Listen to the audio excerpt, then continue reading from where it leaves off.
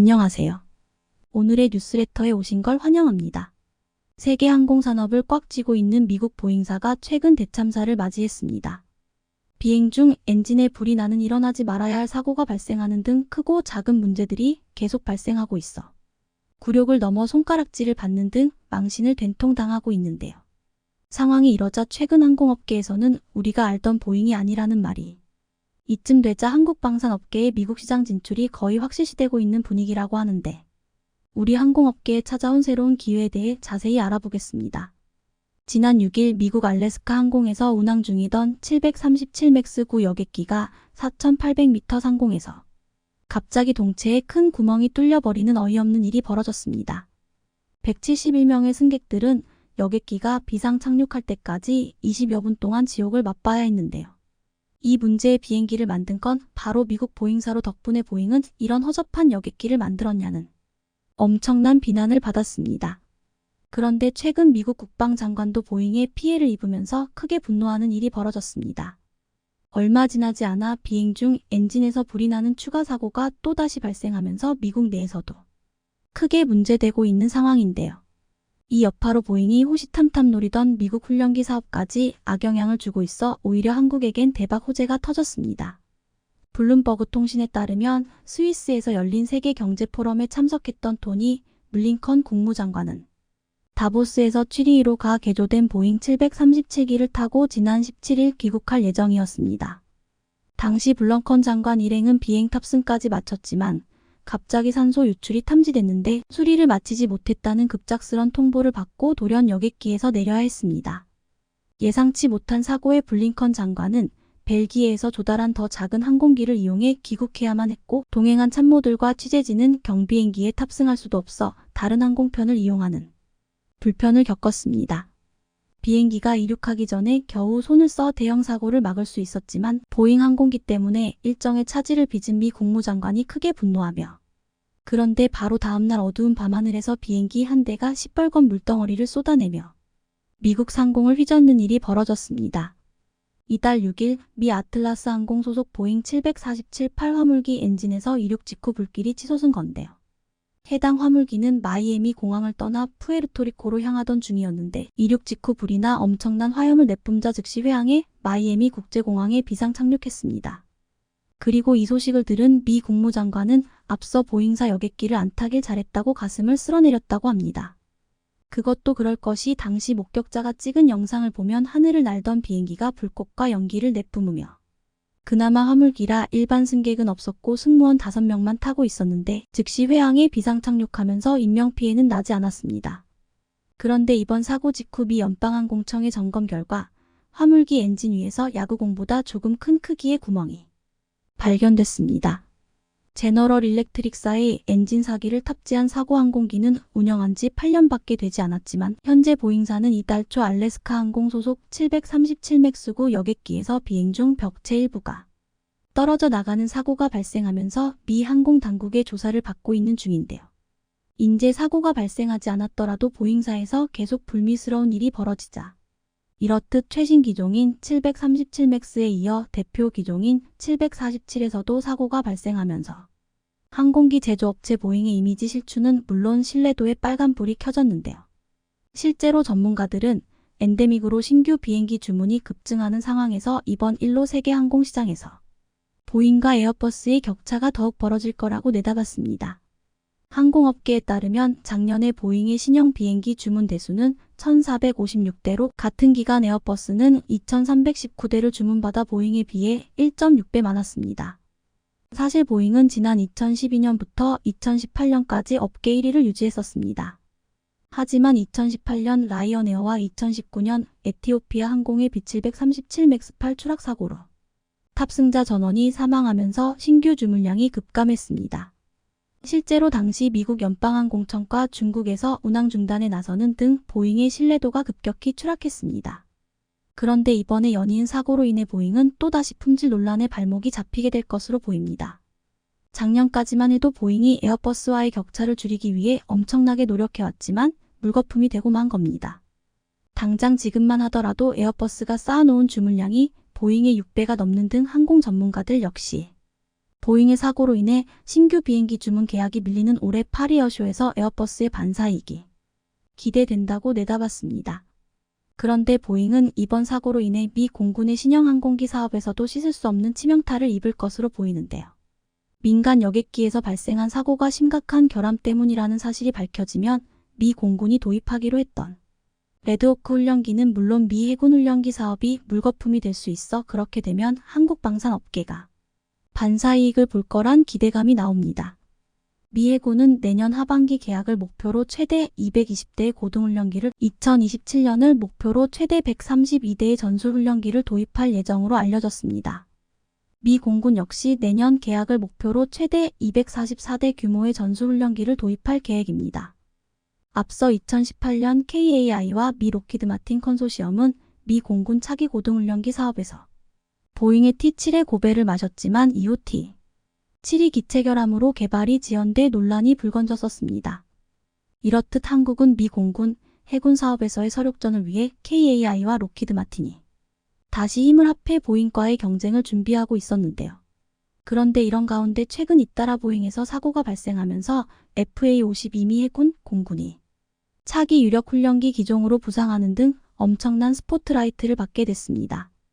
반면에 보잉의 경우 2016년부터 착수한 레드호크 훈련기 사업도 양산 소식이 캄캄한 가운데 최근 여객기에서 치명적인 사고까지 발생하면서 보잉의 앞날은 장담할 수 없는 상황입니다. 이런 상황에 미 고등훈련기 사업에 한국에 맞서 제대로 대응이나 할 수 있을지 의문이라는 의견이 지배적입니다. 그런데 최근 보잉 여객기가 이딴 사고를 일으킨 건 오랜 기간 비용 절감만을 앞세워 품질 관리를 무시한 아웃소싱 관행이 원인이라는 지적이 나왔습니다.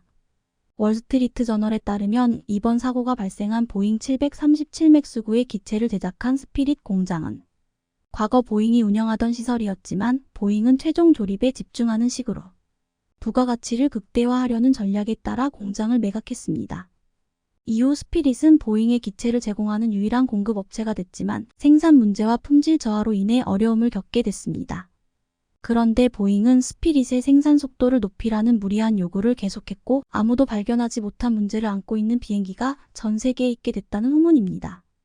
실제로 보잉은 2018년과 2019년의 추락사고 이후에도 이런 구조적 문제를 바로잡지 않았고 이번에 발생한 사고들도 무관하지 않아 보입니다. 이뿐 아니라 보잉의 숱한 결함 문제와 삽질은 너무도 유명한데요. 실제로 작년에 미 회계 감사원 GAO가 충격적인 내용의 보고서를 발표하며 보잉의 T-7은 절대 안 된다는 입장을 드러냈었습니다. 해당 보고서는 보잉이 제시하고 있는 개발 완료 일정이 또다시 지연될 가능성이 높다며 T-7은 군용기로 대단히 치명적인 결함을 갖고 있다고 경고했습니다. 당시 미 GAO가 지적한 T-7의 치명적인 문제는 두 가지로 공기 역학 실험을 컴퓨터 시뮬레이션으로 대체해 발생한 윙락 결함과 사출 좌석 결함입니다. 보잉은 이런 문제들을 소프트웨어 개선으로 해결할 수 있다고 주장했었지만 이런 문제점을 보완하려면 개발 지연은 당연해 GAO는 보잉을 신뢰해선 안 된다고 경고했습니다. 이후 보잉의 주장대로 많이 봐줘서 사출 좌석 결함 문제가 해결됐다고 하더라도 윙락의 경우 전혀 다릅니다. 윙락은 항공기가 상승 또는 하강할 때 특정 각도에 도달하면 기체가 전복되거나 안정성을 잃고 요동치는 현상을 말하는데 높은 기동 성능이 요구되는 군용기에서 발견됐다면 대단히 치명적입니다. 실제로 이는 항공기 자체의 결함이 존재할 가능성이 높은 만큼 이를 잡으려면 형상을 바꿔야만 해결할 수 있는 엄청난 문제이기 때문입니다. 보잉이 단기간에 전면 재설계를 하지 않고 윙락 현상을 해결했다는 건 말도 안 되는 이야기인 겁니다. 미 훈련기 시장을 정조준하고 있는 우리로서는 이보다 더 반가운 소식이 아닐 수 없는데요. 실제로 한국방산은 과거 미국에서 배운 기술로 만든 FA-50을 내세워 세계 최대 시장인 미국에 도전장을 당당히 내밀고 있습니다. 실제로 T-50 계열 항공기는 다양한 국가에서 140여 대를 도입해 운용되고 있을 만큼 뛰어난 성능과 안전성을 인정받고 있는데요. 스톡홀름 국제평화연구소에 따르면 FA-50은 전 세계 전투 가능 항공기 시장에서 2022년 이후 납품 전망 순위가 3위로 뛰었을 정도로 인기가 대단합니다. 이에 힘입어 FA-50이 미국 해군의 전술입문기와 미국 공군의 전술훈련기 도입 사업에 첫 단추를 끼우려는 등 미국의 500대 수출이 아주 유력한 상황입니다. 벌써부터 군사 전문가들은 FA50이 미국에 진출하면 해외 시장에서 50% 이상의 시장 지배력을 갖게 될 것으로 내다보는 등 분위기가 아주 좋습니다. 이렇게 장밋빛 전망이 나오고 있는 건 한국 방산의 강점이 많기 때문인데 우선 납품 속도가 역대급이라는 점입니다. KAI는 앞서 2022년 계약을 체결한 쫄란드의 FA50GF를 15개월 만에 초고속으로 납기하는 등 전투기 인도뿐 아니라 행정 절차까지 일사천리로 마무리하면서 다시 한번 놀라게 했습니다. 여기에 더해 최근엔 KAI가 유무인 전투기 복합체계 핵심 기술 개발에 나서는 등 미래 전장에 대비한 AI 기반의 기술까지도 미리 계획하며 경쟁력을 강화하고 있는데요. 이렇듯 FA50으로 전투기 시장을 석권한 한국은 이제 세계 최대 시장인 미국에서 승부를 보려 하고 있습니다. 보잉이 치명적인 사고를 내면서 상황이 우리에게 유리해졌는데 수출 제도전의 성공 시나리오를 써내려갈지 관심 있게 지켜보겠습니다. 최근 러시아의 우크라이나 침공 여파로 인해 전 세계가 국방에 대한 중요성을 뼈저리게 통감하게 되면서 세계 곳곳에서 한국 무기에 대한 수요가 폭증하고 있습니다. 특히 지난 23일 미국 군사 전문회체인 디펜스 뉴스에 충격적인 보도가 나온 직후 러시아와의 무력 충돌 가능성이 대폭 증가한 우크라이나 인근의 주변국들과 인접국들과의 분쟁이 더욱 심각해지고 있는 중동 국가들 사이에서 한국 무기에 대한 관심과 문의가 폭증하기 시작하고 있는 상황인데요. 실제로 이번 우크라이나 사태의 여파로 인해 천공, 현공 등 유도무기에 대한 관심뿐만 아니라 KF-21, FA-50 등 전투기에 대한 문의가 대폭 증가했다고 합니다. 당장 최근만 해도 한국산 방산무기의 압도적인 성능과 신뢰성에 완벽하게 반해버린 쫄란드 정부에서 우리나라와 오랜 분담금 문제로 갈등을 빚고 있는 인도네시아를 제치고 향후 KF-21 블록이 사업에 대한 공동개발의 의지를 매우 적극적으로 표출하고 있는 것은 물론이고 우리 방산업계의 오랜 단골 고객이라고 할 수 있는 필리핀 정부 역시 최근 가장 적극적인 움직임을 보이며 국가 핵심 사업으로서 KF-21 도입을 추진하겠다는 입장을 밝히고 있습니다. 이처럼 폭증하는 한국산 전투기 수요에 따라 KAI는 올해 완제기 수출 예상 금액이 1조 3,160억 원 규모로 대폭 증가해 지난해 수출액인 7,659억 원보다 무려 71.8%가량 증가할 것이다 예상하고 있습니다. 여기에 더해 최근에는 예멘 내전을 겪고 있는 중동 국가들 역시 무기 구매가 시급한 상황에서 잇따라 한국 방산업계에 러브콜을 보내고 있는 상황인데요. 결정적으로 올해 초 제9차 한국 UAE 국방장관 회담을 통해 한국형 차세대 전투기 KF-21 보라매에 대한 매우 적극적인 구애 의향을 밝혀왔던 아랍에미리트 정부가 최근 다수의 군사 전문 매체에서 보도되고 있는 충격적인 소식들로 인해 사실상 한국 외의 대안책이 전부 사라져버려 향후 KF-21의 도입이 기정사실화되고 있는 상황입니다. 실제로 당시 모하메드 알 보아르디 UAE 국방특임장관은 서울에서의 장관급 회담을 마친 뒤 무려 440km 떨어진 경남 사천시 한국항공우주산업을 직접 방문해 KF-21, T-50, 소형 무장헬기 등 주요 무기체계 생산시설과 차세대 위성 관련 개발 현장에 깊은 관심을 표했는데요. 심지어 이 역시 UAE 측의 매우 적극적인 사전 요청에 의해 진행된 것으로 알려지게 되면서 현재 다수의 군사 전문 매체들과 외신에서조차 최근 한국과 UAE가 보다 발전된 형태의 방산협력 논의가 나오고 있다는 보도가 쏟아지고 있는 상황입니다. 실제로 최근 해외 군사 전문 매체 조나, 자카르타 GONAJAKARTA와 아비아치 온라인 AVIACIOLINE에서는 미국이 스텔스 전투기 판매를 꺼리고 있는 분위기 속에서 KF-21 보라매는 UAE가 원했던 F-35의 새로운 대안이 될 수 있을 것인가. 거의 동시에 개발된 KF-21 보라매와 수-75 체크메이트의 차이는 무엇인가. 기사를 통해 현재 UAE가 한국산 전투기 도입에 극도의 관심을 보이고 있는 이유를 심층 분석해 나가고 있었는데요. 매체는 그간 UAE가 역사적으로 오랜 파트너십을 구축해온 미국과 유럽에게 무기를 수입해왔고 현재 UAE가 기존에 운용하던 노후화된 전투기를 교체하는 과정에 높인 가운데 최근 급격하게 변하기 시작한 중동의 정세와 맞물려 이제 새로운 파트너를 찾게 되었다고 전하고 있었습니다. 당초 트럼프 행정부 시절 UAE는 미국과의 F-35 50대 수출에 대한 논의를 적극적으로 타진해 나가고 있었지만 미국 정치권 내에서 UAE가 F-35를 무려 50대나 보유하게 될 경우 오히려 이란을 자극해 중동의 정세가 더욱 급속도로 불안해질 수 있다는 판단하에 판매를 중단한 것이었습니다. 급격히 불안해진 중동의 정세 속에서 매우 심각한 안보 공백이 생겨버린 UAE는 다급히 새로운 대안책을 찾아야만 했는데요. 이에 당초 UAE가 다급히 시선을 돌린 곳은 바로 러시아제 무기였습니다. UAE는 이미 일전에도 러시아제 무기들을 여러 차례 구입한 적이 있어 운용과 도입에 상대적으로 부담이 적었고, 당초 UAE가 F-35와 같은 스텔스 전투기 도입을 고집해왔기 때문에 러시아산 무기 도업은 다급히 안보 공백을 메워야만 했던 UAE에게 최선의 대안책이라고 할 수 있었습니다.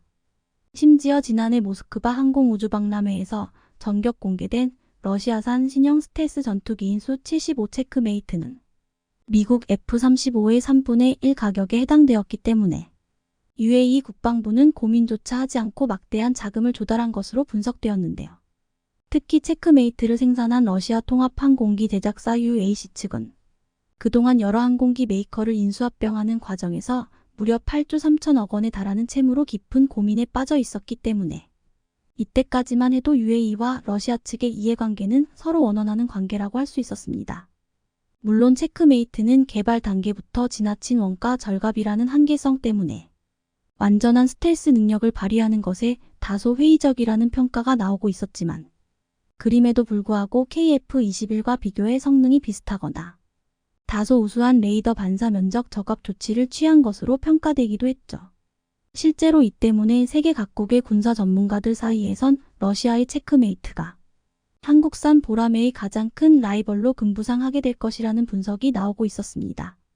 그러나 최근 몇 달 사이 우크라이나 전쟁에서 막대한 피해를 입은 러시아가 당장 전선에 보낼 전투기도 부족한 상황. 충격적인 진실이 밝혀짐과 동시에 자국의 스텔스 전투기 중 거의 대부분의 기종을 전면 수출 중단하기로 결정하면서 당초 중국과 인도, 일부 중동 국가들에 대한 수출이 원천 차단된 것으로 전해지고 있습니다. 심지어 더욱 충격적인 사실은 일부 기종의 경우 향후 10년 이상 수출이 완벽하게 불가능할 것으로 전해져 이들 국가들에선 다급히 대안책을 모색하고 있는 상황인데요. 특히 지난해까지만 해도 미국의 F-35와 성능이 찔적할 것이라는 역대급 호연장담을 해오던 러시아의 수-75 기종은 아직까지 단 한 번도 성공적인 시험 비행조차 마치지 못했으며, 현재까지는 그저 컴퓨터 그래픽 상에서만 존재하는 항공기 모델이라는 충격적인 진실이 전해지고 있습니다. 엎친 데 덮친 격으로 대표적인 러시아의 수출용 전투기로 계획된 수-57과 수-75두 기종 모두 앞으로 최소 10년간 대외 수출이 아예 불가능할 것이라고 디켄스 뉴스는 분석했는데요. 이는 최근 러시아가 우크라이나와의 무력 충돌 과정에서 광범위한 지역의 패배가 기하급수적으로 누적되기 시작하자 다급히 자국의 주요 방위산 업체들의 미사일과 탄약 생산을 최우선적으로 늘릴 것을 지시한 것으로 알려졌기 때문입니다. 이에 따라 필연적으로 러시아군의 향후 전투기 생산량은 급감하게 될 수밖에 없는 상황이며, 심지어 무려 1년 가까이 지속된 서방 측의 대러 제재로 인해 전투기 생산에 필수적인 반도체와 주요 항공기 부품이 매우 부족해져 항공기 생산에 필요한 핵심 공작 기계의 가동이 대부분 중지된 상태인 것이죠. 실제로 현재 이러한 초유의 문제들을 떠안고 있는 러시아군 전투기들은 우크라이나 전선에서의 무리한 출격과 생산 공장의 급조, 부품 부족에 따른 정비 소홀과 불량률 증가라는 억대급 대환장 콜라보로 인해 최근 터무니없는 추락사고가 하루가 멀다 하고 발생하고 있는 상황입니다. 결과적으로 가장 발등에 붓이 떨어졌다고 할 수 있는 UAE 쪽에선 다급히 자국의 심각한 안보 공백을 완벽하게 채워줄 만한 새로운 국방협력 파트너를 물색하는 과정에서 최근 한국 방산업계와의 대규모 협력 강화를 추진하고 있다고 다수의 매체들은 분석하고 있습니다.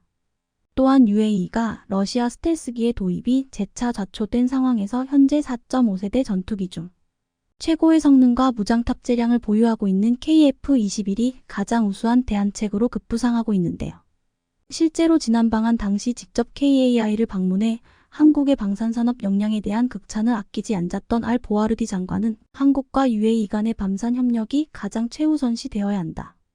재차 강조했을 정도로 현재 UAE는 한국 방산업계에 거는 기대감이 엄청나다고 할 수 있었는데요.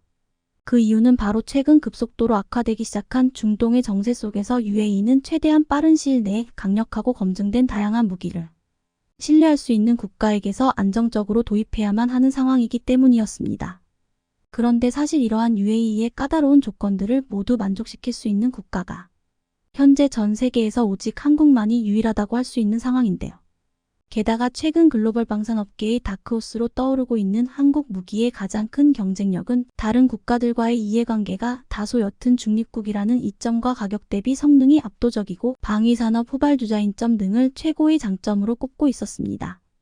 실제로 한국은 정치적으로 중립국을 표방하고 있기 때문에 수출 경쟁국인 러시아와 중국 무기에 비해 무역 제재 등의 리스크가 없습니다. 특히 최근 들어 무기 수출로 유명한 러시아가 역대급 뻘짓을 벌이게 되면서 무기 수출까지 어려워진 상황이라 이번 기회를 통해 한국 방위산업계가 새로운 도약의 발판을 마련하게 되었다는 외신들과 군사 전문 매체들의 분석이 쏟아지고 있는 이유인 것입니다. 한국은 미국과 러시아 등에 비해 방위산업의 후발주자인 점도 수출 경쟁력을 높이는 이유 중 하나로 꼽히고 있는데요. 기술이 개발된 지 얼마 되지 않아 생산 라인이 멈추지 않고 최소 10년 이상 가동될 가능성이 매우 높기 때문이죠. 실제 FA50과 T50 같은 경우에도 경쟁국의 기존과 달리 현재 생산 라인이 매우 활발하게 가동되고 있고 2032년까지 120대 실전 배치를 목표로 두고 있는 KF-21의 생산 라인은 말할 것도 없는 상황입니다.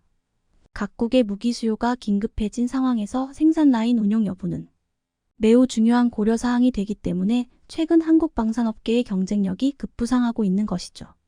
또한 첨단 무기 개발에 있어서도 기존 방산 선진국들에 비해 다소 뒤처진다고 할 수 있을지라도 후발주자가 갖게 되는 이점 역시 존재하는 상황인데요. 최근 들어 한국 방산업계가 전력화시키고 있는 무기들 중 대부분은 가장 최신 기술과 소재들을 적용해 생산하고 있기 때문에 이번 우크라이나 사태를 통해 군의 현대화가 자국의 전력 향상에 있어 얼마만큼 지대한 영향을 끼치는지를 직접 목격한 세계 각국에서 현재 한국 방산업계에 잇따른 러브콜을 보내고 있는 결정적인 이유인 것입니다. 중국의 저명한 군사 전문가를 꼽으라면 장자오종을 꼽을 수 있습니다. 무려 20년간 중국 각종 언론 매체에서 군사 관련해서 여러 분석을 내놓았고 후배들에게 자리를 넘겨준 이후에도 가끔 예능 방송에 출연하는 등 70세의 나이에도 불구하고 여전히 팬들과 소통하고 있는데요. 장자오종이 은퇴하고 몇 년간 중국 군사 전문가들 사이에서도 세대 교체가 있었고 한 군사 전문가가 장자오종의 뒤를 이어 방송에서 두각을 나타내고 있는데요. 최근 군사 관련 프로그램에서 한국을 위험한 국가라고 분석해 현지에서 논란이 되고 있습니다. 중국의 염원이라고 할 수 있는 중국몽을 저지하는 요소로 한국을 지목하고 있는데요. 한번 자세히 알아보겠습니다. 현재 전 세계에서 우러 전쟁을 가장 관심 있게 바라보고 있는 나라는 누가 뭐래도 중국일 것입니다. 러시아가 전쟁에서 승리한다면 중국은 이를 서방 세력이 약해졌다고 판단해 대만을 쳐도 되겠다는 확신을 얻기 때문인데요. 최근엔 미중 패권 전쟁, 제로 코로나 봉쇄, 그리고 오는 10월 열리는 20차 당대회 등 굵직한 일이 많았고 대만 봉쇄 훈련 이후 그다지 신경 쓰지 못하고 있는 상황입니다. 하지만 군사적인 측면에서 우러 전쟁을 누구보다 중시하고 있으며 전문가들을 초청해 그 주의 전황이 어떤지 일어날 수 있는 변수가 무엇이 있는지 최근 떠오르고 있는 무기가 어떤 것이 있는지 분석하는 토론 방송을 매주 진행하고 있는데요. 중국의 군사 전문가 장자오종은 1970년 군에 입대해 지속적으로 군사활동에 참여했으며 인민의 반군 장교로 전역한 후 국방대학교에서 군사전략 지도 교수를 역임. 2003년부터 군사 관련 방송에 게스트로 출연하면서 모습을 드러냈습니다. 그 후 2015년까지 활발하게 활동을 이어오다가 자리에서 물러났는데요. 지금도 가끔 방송에 나오며 많은 팬을 보유하고 있습니다. 지금은 그의 빈자리를 장빈이 다음 세대 군사 전문가로 입지를 넓혀가고 있는데요. 95년도부터 업계에 들어온 장빈은 올해 48세로 이전 세대 전문가들의 나이가 60 후반에서 70세란 걸 감안했을 때 매우 젊은 편에 속합니다. 그리고 현 세대 군사 전문가들 중 가장 견해가 뛰어나다고 평가받고 있는데요. 장빈은 최근 방송에서 우러 전쟁에 대해 이렇게 언급합니다. 선생님들께 질문 하나 드리고자 합니다. 2022년 안에 우러 전쟁이 끝나지 않을 거라는데 어떻게 보시나요? 지금 상황에서 봤을 때 우크라이나가 반격에 성공했지만 전황이 바뀐 건 아닙니다. 현재의 상황과 기후를 봤을 때 겨울이 오면 러시아가 당연히 유리할 수밖에 없습니다. 그러니 전황이 뒤집힐 가능성이 정말 봅니다. 당연히 겨울이 되면 발동이 더뎌지겠죠. 그리고 봄이 돼서야 활발해질 건데요. 하지만 어찌됐든 우크라이나의 가장 큰 문제는 화약이나 무기가 점점 부족해지고 있다는 것이죠. 이런 화약이나 무기는 전부 NATO에서 주고 있는데 NATO는 지금까지 우크라이나의 무기를 엄청나게 지원해줬거든요. 심지어 독일은 탄약고가 텅텅 비었대잖아요. 종합해보자면 우크라이나는 NATO에 계속 지원 요청을 해야겠죠. 러시아가 유리해지는 순간이 오더라도 첨단 무기들로 무장하고 있다면 충분히 막을 수 있을 테니까요. 이렇게 중국의 바램인 러시아의 승리에 확신하지 못하는 대답을 내놓았습니다. 분석 내용처럼 무기의 질에 문제가 있다면 천연가스 팔아서 번 돈으로 중국의 무기를 사면 될 거 아니냐는 네티즌들의 반응이 잇따랐는데요. 이 반응도 참 양심이 없는 게 천연자원 자체가 유럽을 견제하기 위해 러시아가 썩혀두고 있던 걸 중국이 헐값에 사놓고 정작 무기를 정가에 팔면 된다는 해결법의 동맹국이 맞나 의심이 갈 지경입니다. 그리고 이 방송에서 한국에 대한 얘기도 나오는데요. 바로 폴란드와 있었던 20조 방산 수출에 대한 이야기입니다. K9, K26표 FA50에 이어 천무다연장 로켓까지 도입을 검토하고 있다고 하죠. 우크라이나 전쟁의 게임 체인저라 불리는 미국의 M142 HIMARS를 포기하고 한국에 천무를 도입하고자 하는 것인데요. K239 천무다연장 로켓포는 고시 K136구룡 시스템을 대체하고 한국 포병의 능력을 향상시키기 위해 만들어졌습니다. K136구룡 대비 사거리와 화력, 정확도가 비약적으로 상승하여 군단급 정찰 무인기와 더불어 군단 작전 반경을 획기적으로 늘린 체계로 평가받습니다. 천무는 탁월한 험지 돌파력이라는 장점을 지니고 있는데요.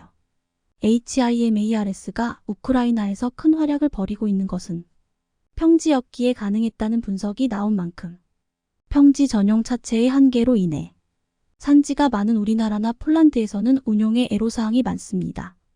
그리고 KTSSM으로 불리는 400, 600 전술지대지 유도 무기까지 조만간 천무에 통합될 것으로 보이는데요. KTSSM은 무려 290km의 사정거리를 자랑해 한국판 ATACMS로도 유명합니다. 마리우스 부아슈차크 폴란드 부총리 겸 국방부 장관은 현지 매체인 폴소키타임즈와의 인터뷰를 통해 K239 천무다연장 로켓의 잠재적 도입 및 공동개발까지 한국과 논의 중이라는 이야기를 꺼냈는데요.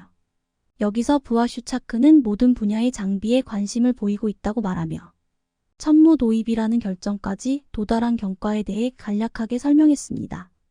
당초 폴란드는 미국에 HIMARS를 주문했지만 미국이 이런저런 핑계를 대며 넘겨주기를 주저해 여태까지 한 대도 인도받지 못했죠.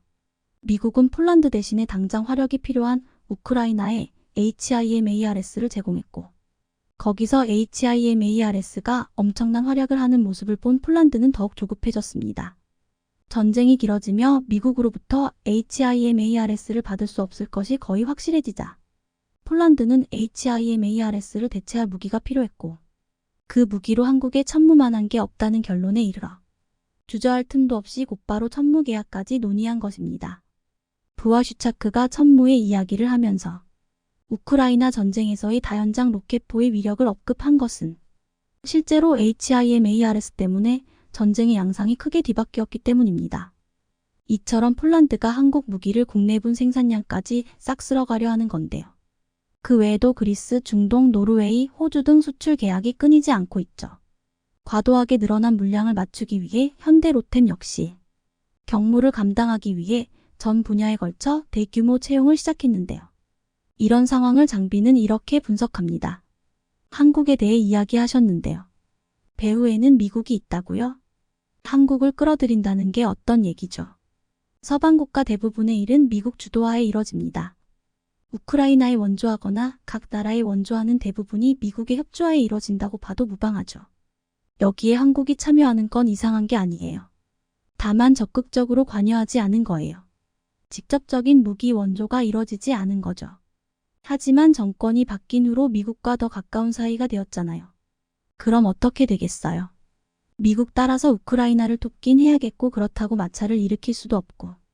그렇다면 우회해서 액션을 취해야겠죠. 무기를 가지고 있지만 우크라이나에겐 안 주겠다. 야, 너 지금 우크라이나에 다 줘서 물량 없잖아.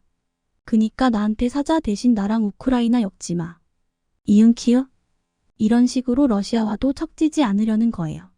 아주 영악해요. 결국 뭐겠습니까? 한국은 쉬도 새도 모르게 우러 전쟁에 관여하고 있었던 거예요. 이건 미국도 애의주시하고 있을 겁니다. 예전에 일본이 미국 편으로 돌아섰을 때도 한국의 특수성 때문에 미국은 불안할 수밖에 없었어요. 일단 일본이 한국을 엄청 무시했었어요. 한국 약하다고. 그리고 한국이 미국과 친했던 이유는 자국의 생존 때문이었죠. 이젠 미국 입장에서도 머리 아플 겁니다. 전체적으로 한국의 국방력이 상승했다는 것과 동시에 미국이 서방의 군사력을 통제하고 있었는데 한국이 유럽에 수술하면서 이젠 그럴 수 없다는 거니까요. 이렇게 미국도 이젠 한국의 방산 기술을 고려 대상에 넣어야 하는 만큼 더 이상 괄시할 수 없다고 했는데요. 해당 방송을 본 시청자들은 한국군이 그렇게 세다고? 믿을 수 없어. 한국이 미국만큼은 아니어도 최대 방산 수출국은 맞는 것 같다. 라며 우려를 표하기도 했습니다. 그런데 걱정되는 게 하나 있습니다. 앞에서 설명드린 대로 폴란드를 포함한 해외 각국에서 무기를 싹쓸이 해가고 있는 상황인데요. 특히 폴란드의 통큰 구매는 폴란드 국민들조차도 20조라는 금액을 감당할 수 있는지 우려의 목소리를 내고 있는데요. 하지만 폴란드 정부와 국방부는 한국에 대해 의아할 정도로 확고부동한 신뢰를 보내주고 있습니다. 얼마 전엔 아예 4세대 주력 전차 K3를 공동 개발하자는 제안까지 해왔죠. 한국에서는 이젠 폴란드가 무슨 생각을 하는 건지 알 수 없어. 어제 영상에서 일본은 지진 때문에 반도체 공장은 좋지 않다고 지적하신 분이 있었는데 맞습니다. 그 지진 때문에 일본은 사실 최첨단 반도체 공장을 짓기에 최적의 위치가 아니라는 평가를 받습니다. 키오시아 같은 일본 반도체 기업의 생산 라인은 지진 때문에 멈추곤 했습니다. 지난 3월 진도 7.6 규모 지진 때문에 키오시아 최첨단 낸드 플랫이 생산 라인에 오염이 발생한 게 최근 사례입니다.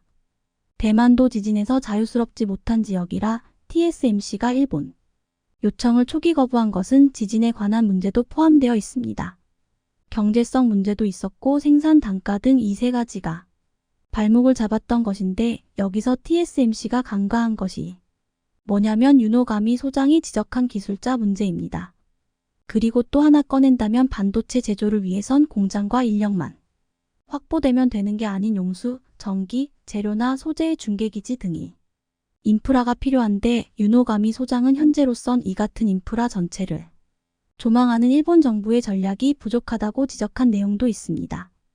일본과 달리 미국은 반도체 지원급으로 총 520억 달러, 약 68조 원 규모인데 이 보조급의 반도체 생산을 위한 인프라 조성비도 포함되어 있습니다. 68조 원에서 각 반도체 기업들에 나누어 주는 것이 아니라 약 35, 40조 정도가 공장 건설 보조금이고 나머지는 관리 및 인프라 조성에 사용할 비용입니다. 어떻게 보면 반도체 기업들의 돌아갈 파이가 크게 줄어드는 것이나 마찬가지입니다. 한국 기업들이나 대만 기업들의 투자급에 비하면 별것 아닌 보조급입니다. 미국에서는 파격적인 혜택이라고 하지만 국내 업계에선 공장 건립에 천문학적 비용이 투입되는 접과 르가 등을 고려하면 부족한 보조급이라고 지적합니다.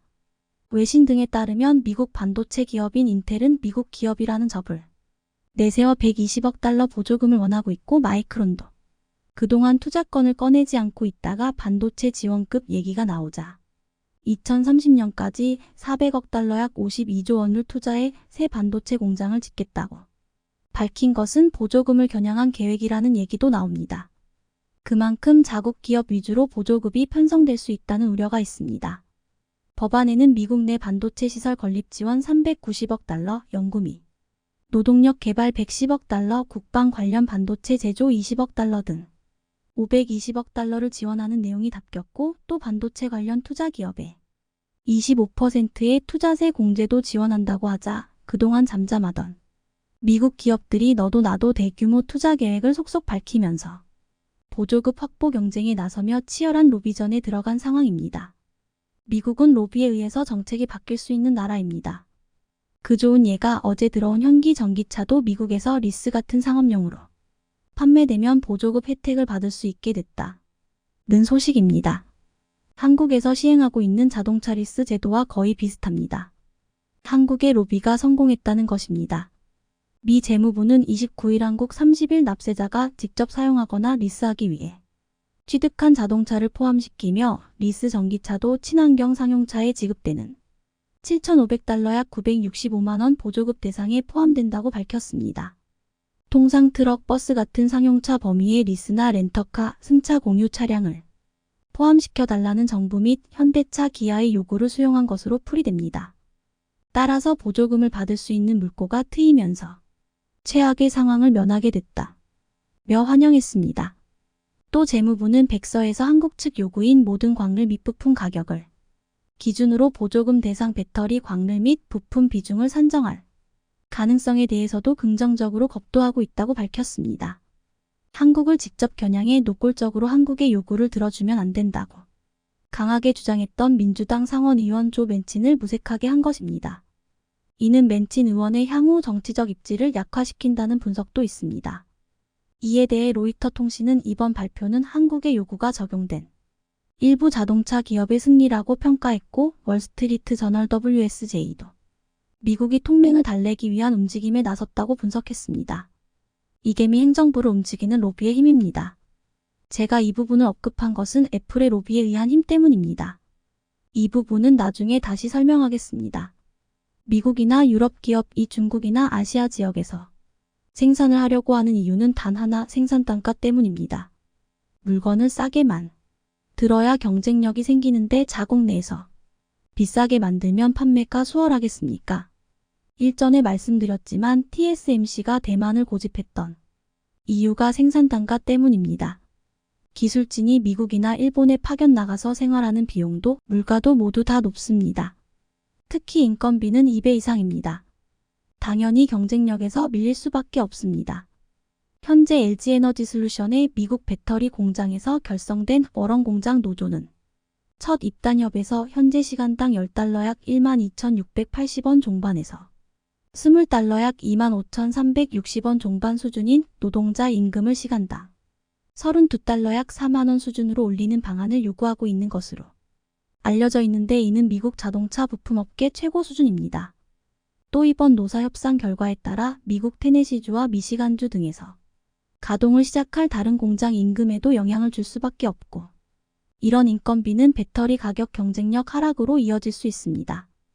LG엔슬은 인력 채용에서 어려워하고 있는 와중인데 노조가 업계 최고 수준의 시급을 요구한 것은 이런 분위기를 알고 있고 미국 인플레이션 감축법에 따라 미국에서 생산할 수밖에 없다는 약점을 알고 협상안을 꺼낸 의도라고 생각됩니다. 한국 1급 수준에서 최대 3배를 달라고 하는 겁니다. 따라서 주정부가 주는 인센티브에만 관심을 가질 것이 아니라 지역 및 노조의 분위기를 사전에 파악했어야 한다는 게 업계의 지적입니다. 조지아주에 있는 현대자동차 공장의 경우 초기 설립 때 그 지역은 쓰러져가는 소도시였습니다. 그런 지역에 자동차 생산 공장이 들어선다고 했을 때 그 지역의 시민들은 쌍수를 들고 환영했습니다. 그리고 자동차 생산 공장에 필요한 인프라가 되거 들어섰고 따라서 죽어가는 지역의 경제가 다시 살아나면서 지금은 잘 사는 지역으로 바뀌어졌습니다. 그들은 감사했고 그리고 지금까지 그런 갑정으로 노사 간 화합을 이루면서 서로 간 상생하고 있습니다. 부지 선정에서 그런 측면도 일부 고려되었다면 그런 턱없는 E급 인상을 요구하는 노조는 나오지 않았을 겁니다. 따라서 미국이나 일본에서 생산하는 제품은 그냥 그 나라에서만 소비하게 할 수밖에 없습니다. 타국에 수출하기가 어렵다는 얘기고 그런 부분 때문에 삽성전자는 미국의 반도체 공장을 건설하는 것도 미국 수요에 알맞게 짓고 있습니다. 미국의 그 정도 공장들을 건설하면 한국 내의 평택 단지 확장 계획을 축소해야 하는데 오히려 더 6차까지 늘리는 것은 미국을 제외한 한국 수요와 유럽을 겨냥한 수요 때문입니다. 최근 유럽에서 삼성 반도체를 유치하기 위해 안간힘을 쓰지만 아직 삼성전자에서 확답을 해주지 않고 있는 게 생산 단가에 의한 지역적 환경 때문이라는 게 업계 얘기입니다. 유럽연합 EU는 지난해부터 삼성전자에 유럽에 반도체 공장을 지어달라고 요청하고 있습니다. 최근엔 독일 대통령, 스페인 총리 등이 연이어 삽성전자를 찾아 공장 유치 활동을 벌이고 있지만 삽성전자가 행동에 나설 가능성은 현재로선 희박하다는 것이 업계의 전망입니다. 그런 삼성과 달리 TSMC는 독일 드레스덴을 유럽 공장 후보지로 겁도하고 파운드리 공장을 짓기로 했고, 인텔은 지난해에는 유럽에 파운드리 공장을 지으려면 200억 달러를 예상하면서 유럽연합의 지원을 요청하다가 지난 3월에 이 같은 계획을 수정해 앞으로 10년 동안 800억 유로 약 110조를 투자해 유럽에 반도체 생산과 연구기지를 세우겠다는 계획을 내놓았습니다. 인텔이 30%가량 투자하고 나머지 70%는 유럽에서 투자하라고 했습니다. 유럽연합도 긍정적으로 받아들이면서 끝 성사될 듯이 보였지만 유럽연합의 움직임이 달라지자 인텔은 우선 이탈리아의 자동차용 반도체 공장을 설립하는 것으로 지난 9월 발표한 바 있습니다. 그러나 지난 11월 변수가 생겼습니다. 유럽연합 EU 회원국은 430억 유로 약 60조 원가 들어갈 역내 반도체 산업 육성 계획 추진에 합의한 것입니다. 인텔의 요구대로라면 유럽연합이 80조 원 이상을 보조급으로 지급해야 하는데 그럴 바에는 자체적인 반도체 산업을 육성하겠다는 뜻입니다. 그에는 실질적으로 얻는 것은 크지 않다는 이유도 포함되어 있습니다. 거기에다 자동차용 반도체의 지원 대상 포함은 허용하지 않기로 했습니다. 인텔과 독일 및 이태리가 반발할 수 있는 내용입니다. 시청해주셔서 감사합니다.